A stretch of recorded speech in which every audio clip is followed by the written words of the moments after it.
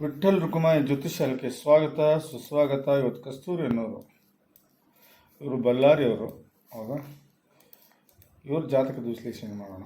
ಇವರು ಅಶ್ಲೇಷ ನಕ್ಷತ್ರ 2ನೇ ಪಾದ, ಕರ್ಕ ರಾಶಿ, ಮೀನ ಲಗ್ನದಲ್ಲಿ ಹುಟ್ಟಿದ್ದಾರೆ. ಮೀನ ಲಗ್ನ ರಾಶಿಯಿಂದ ನೋಡಬಾರ್ದು, ಜಾತಕ ಲಗ್ನದಿಂದನೇ ನೋಡಬೇಕು. ಒಟ್ಟು 27 ನಕ್ಷತ್ರ. 27 ನಕ್ಷತ್ರದಲ್ಲಿ 6 ಗಂಡು ಮೂಲ ನಕ್ಷತ್ರಗಳಿದ್ದಾವೆ.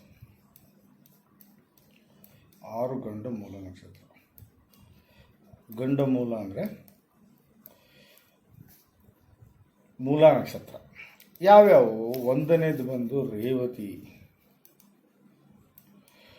ರೇವತಿ 3 ಮತ್ತು 4ನೇ ಪಾದ. ಅಶ್ವಿನಿ, ಅಶ್ವಿನಿಯ 1 ಮತ್ತು 2ನೇ ಪಾದ. ಹಾಗೇನೆ ಅಶ್ಲೇಷ, ಅಶ್ಲೇಷದ 4 ಪಾದ. ಕರೆಕ್ಟಾ? ಮಗ, ಮಗ ನಕ್ಷತ್ರದ 4 ಪಾದ. ಜ್ಯೇಷ್ಠ ನಕ್ಷತ್ರದ 4 ಪಾದ. ಹಾಗೂ ಮೂಲ ನಕ್ಷತ್ರದ 1 ಮತ್ತು 2ನೇ ಪಾದ. ಇವನ್ನ ನಾವು ಗಂಡ ಮೂಲ ನಕ್ಷತ್ರ ಅಂತ ಕರಿತೀವಿ. ಈ ನಕ್ಷತ್ರದಲ್ಲಿ ಹುಟ್ಟಿದವರು ಏನಾದರೂ ಒಂದು ಪ್ರಾಬ್ಲಮೆಟಿಕ್ ಆಗೇ ಆಗುತ್ತೆ ನಾಳೆ. ಹೌದು ಹೌದಾ?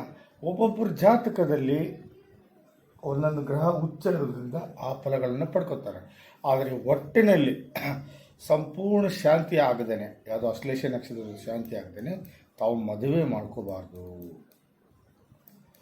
ಇಲ್ಲ ಅಂದರೆ ಮದುವೆಯಲ್ಲಿ ತೊಂದರೆ ಆಗುತ್ತೆ.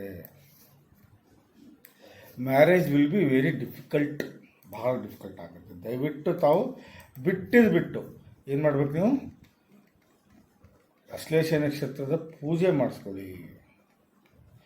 ನೋಡಿ, ಇದು ಲಗ್ನ ಕುಂಡ್ಲಿ. ಇದು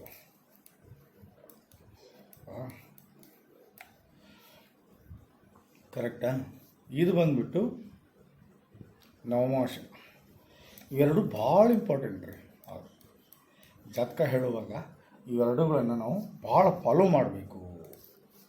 ಓಕೆ, ಬನ್ನಿ ನೋಡೋಣ. ಇದು ಡಿಟೇಲ್ಡ್ ಆದಂಥ ಜಾತಕ ನಿಮಗೆ ಇಲ್ಲಿ ಸಿಗುತ್ತೆ. ಹೌದಾ? ನಾನೊಂದು ಸ್ವಲ್ಪ ಏನು ಮಾಡ್ಕೋತೀನಿ ಅಂದರೆ ದೊಡ್ಡದು ಮಾಡ್ಕೋತೀನಿ. ಇದಕ್ಕಿಂತ ಮುಂಚೆ ಭಾವಗಳನ್ನು ತಿಳಿಸ್ತೀನಿ ನಿಮಗೆ. ಭಾವಗಳಿಗೆ ಗೊತ್ತಿಲ್ಲದೇ ನೀವು ತಿಳ್ಕೊಳ್ಳೋಕ್ಕಾಗಲ್ಲ. ನೀವು ಸರಿಯಾಗಿ ತಿಳ್ಕೊಳ್ಳಿ ಅನ್ನೋ ಉದ್ದೇಶಕ್ಕೆ ಭಾವಗಳನ್ನು ತಿಳಿಸ್ತೀನಿ. ಇದು 1 ನೀವು ನಿಮ್ಮ ಕ್ಯಾರೆಕ್ಟರು, ನಿಮ್ಮ ಮನಸ್ಸು, ನಿಮ್ಮ ಮನಸ್ಥಿತಿ. ಇದು 2 ನಿಮ್ಮ ವ್ಯವಹಾರ ಹಾಗೂ ನಿಮ್ಮ ಭಾಗ್ಯ. 3 ಕಷ್ಟಗಳು.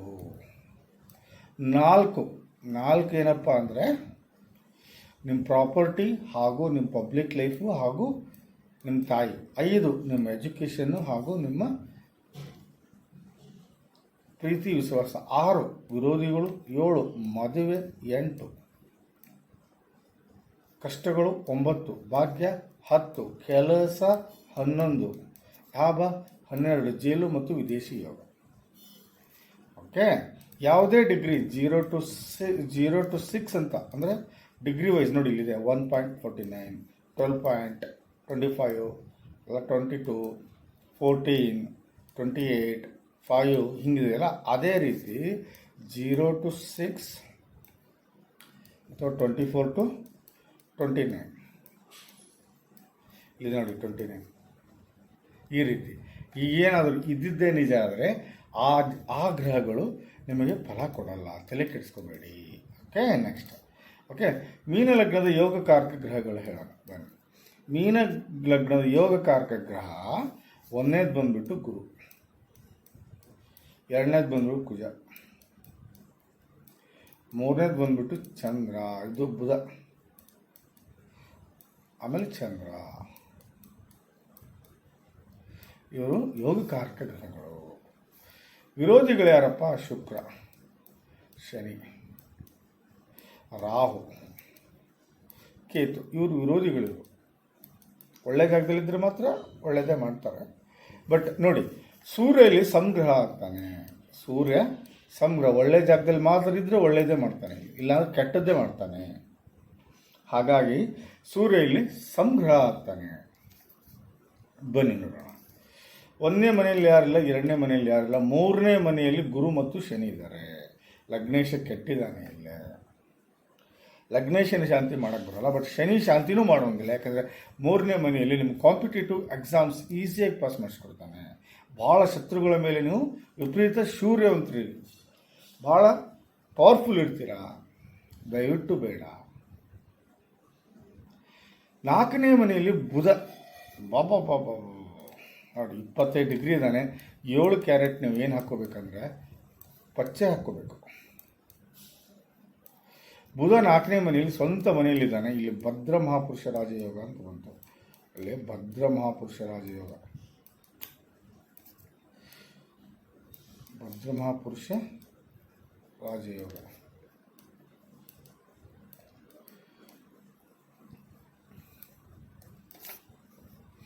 ನೋಡಿ, ಬುಧನಿಂದ ಭದ್ರ ಮಹಾಪುರುಷ ರಾಜಯೋಗ, ಶುಕ್ರನಿಂದ ಮಾಲಿವ ಮಹಾಪುರುಷ ರಾಜಯೋಗ, ಗುರುನಿಂದ ಹಂಸ ಮಹಾಪುರುಷ ರಾಜಯೋಗ, ಶನಿಯಿಂದ ಸಸಾ ಮಹಾಪುರುಷ ರಾಜಯೋಗ, ಕುಜನಿಂದ ರುಚಕ ಮಹಾಪುರುಷ ರಾಜಯೋಗ ಅಂತೇಳಿ ಟೋಟಲ್ 5 ಗ್ರಹಗಳಿಂದ 5 ಮಹಾಪುರುಷ ರಾಜಯೋಗಗಳು ಬರ್ತಾವೆ.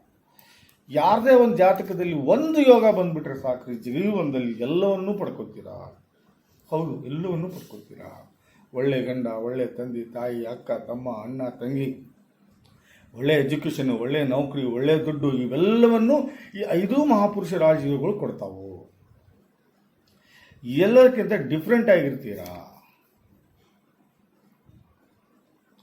ಡಿಫ್ರೆಂಟ್ ಅಂದರೆ ವಿಪರೀತ ಡಿಫ್ರೆಂಟ್ ಇರ್ತೀರಾ. ಈ ಭದ್ರ ಇದು ಮಹಾಪುರುಷ ರಾಜಯೋಗ ಏನಿದೆಯಲ್ಲ ಭಾಳ ಒಳ್ಳೇದ್ರಿ. ಒಂದು ರೀತಿಯಲ್ಲಿ ನೋಡಿದ್ರೆ ನೋಡಿ 25 ಡಿಗ್ರಿ ಇದ್ದಾನೆ. ನೋಡಿ ಇಲ್ಲಿ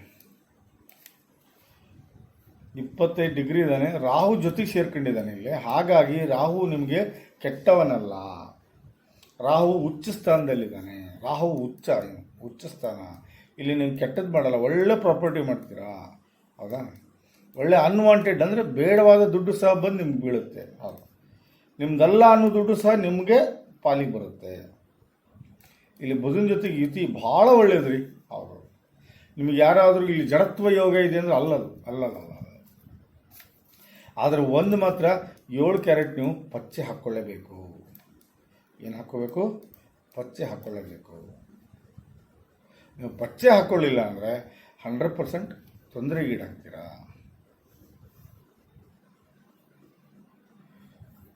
ಹೌದು, 100% ಪಚ್ಚೆ ಹಾಕ್ಕೊಳ್ಳಿ. ಭದ್ರ ಮಹಾಪುರುಷ ರಾಜಯೋಗ ಆ್ಯಕ್ಟಿವೇಟ್ ಆಗುತ್ತೆ.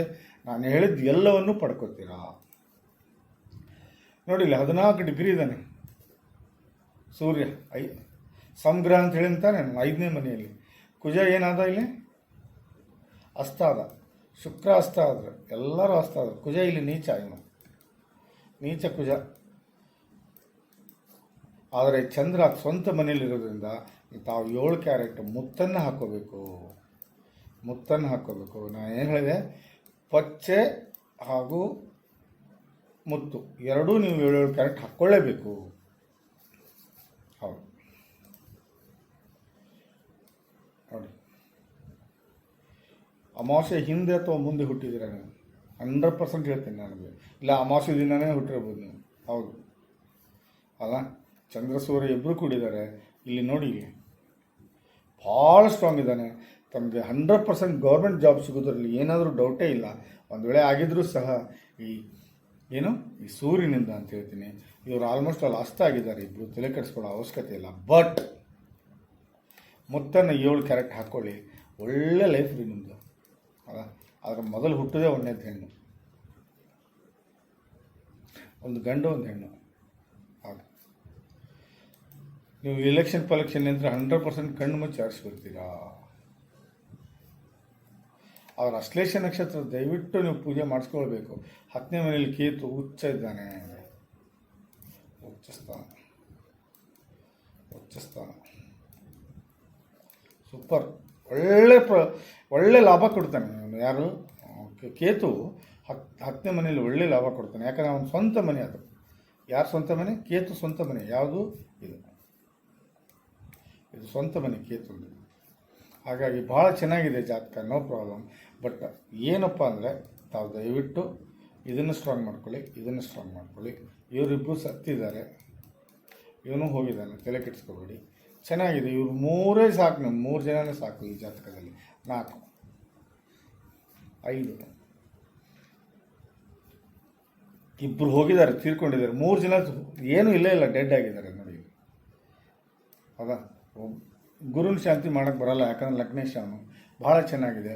ಆದರೆ ನೀವು ದಯವಿಟ್ಟು ಪಾಲಿಸಿ. ಏನಂತ, ಈ ಜಾತಕದಲ್ಲಿ ಅತೀ ದೊಡ್ಡ ಯೋಗ ಯಾವುದು? ಭದ್ರ ಮಹಾಪುರುಷ ರಾಜಯೋಗ. ಭದ್ರ ಮಹಾಪುರುಷ ರಾಜಯೋಗ ಭಾಳ ದೊಡ್ಡ ಯೋಗ ರೀ ಇದು. ಮಹಾಪುರುಷ ಯೋಗ ಪುಣ್ಯಮಂತರು ಅಂತಾರೆ. ರಾಜಯೋಗ ಇದೆ, ಭಾಳ ಚೆನ್ನಾಗಿದೆ.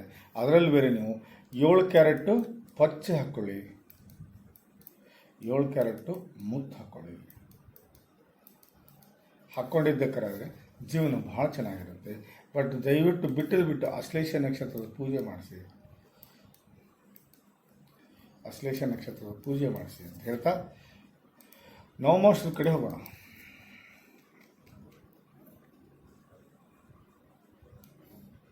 ಇದು ನವಮಾಸ. ನವಮಾಸದಲ್ಲಿ 1ನೇ ಮನೆ ಚಂದ್ರ 7ನೇ ಮನೇಲಿದ್ದಾನೆ. ಓಕೆ. 5ನೇ ಮನೆ ಸ್ವಾಮಿ 2ನೇ ಮನೇಲಿದ್ದಾನೆ. ಓಕೆ. 9ನೇ ಮನೆ ಸ್ವಾಮಿ ಗುರು 10ನೇ ಮನೇಲಿದ್ದಾನೆ. ಓಕೆ. ಶುಕ್ರ ದಿಗ್ಬಲಿ. ನಿಮ್ಮನ್ನ ಯಾರು ಮಾಡ್ಕೊತಾರಲ್ಲ ಅವರು ಭಾಳ ಪುಣ್ಯವಂತರು, ಇದು ಮಾತ್ರ ಕರೆ.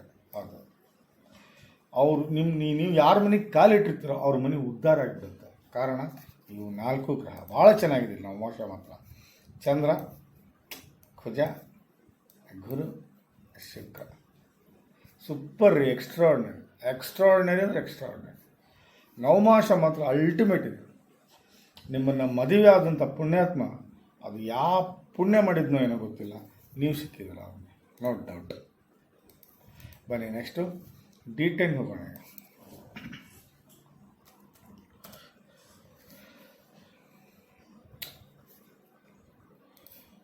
ಎರಡನೇ ಮನೆಯಲ್ಲಿ ಶುಕ್ರ, 1ನೇ ಮನೆ ಸ್ವಾಮಿ 6ನೇ ಮನೆಯಲ್ಲಿ, 2ನೇ ಮನೆ ಸ್ವಾಮಿ 7ನೇ ಮನೆಯಲ್ಲಿ. ಆಮೇಲೆ ನಾವು ನೋಡಬೇಕಾಗಿದ್ದೇನಪ್ಪ ಅಂದರೆ 10ನೇ ಮನೆ ನೋಡ್ಬೇಕು ನಾವು. ಕರೆಕ್ಟಾ? ಯಾರು? ಸೂರ್ಯ 9ನೇ ಮನೆಯಲ್ಲಿದ್ದಾನೆ. 4ನೇ ಮನೆ ಸ್ವಾಮಿ 4ನೇ ಮನೆಯಲ್ಲೇ ಇದ್ದಾನೆ. ಸಸಾ ಮಹಾಪುರುಷ ರಾಜಯೋಗ ಬಂತು, ಪ್ಲಸ್ ಸೂರ್ಯ 9ನೇ ಮನೆಯಲ್ಲಿದ್ದಾನೆ. ನೋಡಿ ಕಸ್ತೂರಿಯವರೇ, ದಯವಿಟ್ಟು ತಾವು ಬಿಟ್ಟು ಪಾಲಿಟಿಕ್ಸ್ಗೆ ಏನಾದರೂ ಹೋದರೆ ಭಾಳ ಕಷ್ಟ ಆಗುತ್ತೆ ವಿರೋಧಿಗಳಿಗೆ ನಿಮ್ಮನ್ನು ಗೆಲ್ಲೋದು. ಹೌದು, ಯಾಕಂದರೆ ಪಡ್ಕೊಂಡು ಬಂದಿದ್ದೀರ ಪಾಲಿಟಿಕ್ಸನ್ನು. ನೋಡಿ 4ನೇ ಮನೆ ಸ್ವಾಮಿ 10ನೇ ಮನೆ ಸ್ವಾಮಿ ಭಾಗ್ಯದಲ್ಲಿ 100% ಪಾಲಿಟಿಕ್ಸ್ ಯೋಗ ಇದೆ. ನಿಮಗೆ ಭಾಳ ಎತ್ತರಕ್ಕೆ ಹೋಗ್ತೀರ. ಹೌದು, ಪ್ರಯತ್ನ ಭಾಳ ಇಂಪಾರ್ಟೆಂಟ್ ಸರ್. ಸುಮ್ಮನೆ ಹಾಗೆ ಅಲ್ಲ, ನಾವು ಹೇಳಿದ್ವಿ ನೀವು ಪ್ರಯತ್ನ ಮಾಡಲಿಲ್ಲ ಅಂದರೆ ನಾವು ಜವಾಬ್ದಾರಲ್ಲ ಅಂತ ಹೇಳ್ತಾ, ಈಗ ನಿಮ್ಮನ್ನು ಡೈರೆಕ್ಟಾಗಿ ಎಲ್ಲಿ ಕರ್ಕೊಂಡು ಹೋಗ್ತೀನಿ ಅಂದರೆ